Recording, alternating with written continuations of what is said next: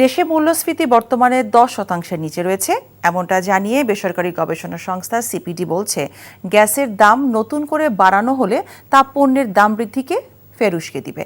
সকালে রাজধানীতে সংস্থাটির কার্যালয়ে আয়োজিত সংবাদ সম্মেলনে আহ্বান জানিয়ে নির্বাহী পরিচালক ডক্টর ফাহমিদা খাতুন বলেন, আদায় পদ্ধতির দুর্বলতায় এই বছরও 1,05,000 কোটি টাকা রাজস্ব ঘাটতি হতে পারে। আর ব্যক্তি শ্রেণীর করমুক্ত আয়সীমা 4 লাখ টাকা করার আহ্বান জানান সিপিডির সম্মানীয় ফেলো ডক্টর মুস্তাফিজুর রহমান। সেলিম মালিকের রিপোর্ট।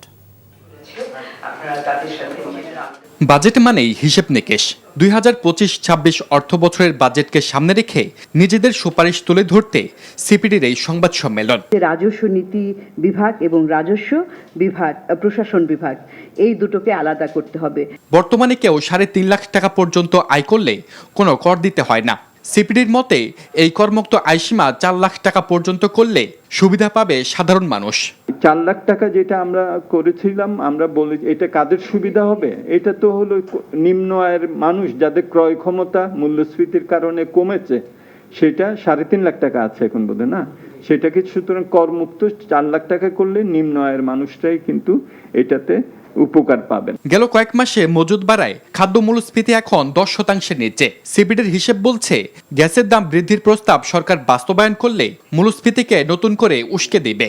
শহর এবং গ্রামে উভয় ক্ষেত্রেই খাদ্য মূল্যস্ফীতি খাদ্য বহির্ভূত মূল্যস্ফীতির চাইতে বেশি ছিল। এই মাসে এবং গত মাসে একটা নিম্নমুখী প্রবণতা, কিন্তু যদি গ্যাসের দাম বৃদ্ধির যে প্রস্তাবটি আছে, সেই প্রস্তাবটা যদি অনুমোদিত হয়, তাহলে কিন্তু এই মূল্যস্ফীতির পরিস্থিতিটা আরো খারাপ হয়ে যাবে। বরাবরের মতোই দুর্বল রাজস্ব কাঠামোর কারণে চলতি অর্থ বছর শেষেও রাজস্ব ঘাটতি 1 লাখ কোটি টাকা ছাড়িয়ে যেতে পারে বলে জানানো হয় সংবাদ সম্মেলনে।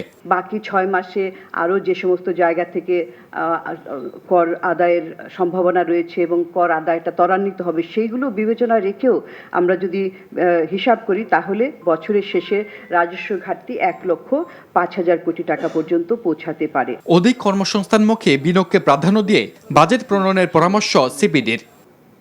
সেলিম মালিক, এনটিভি নিউজ, ঢাকা।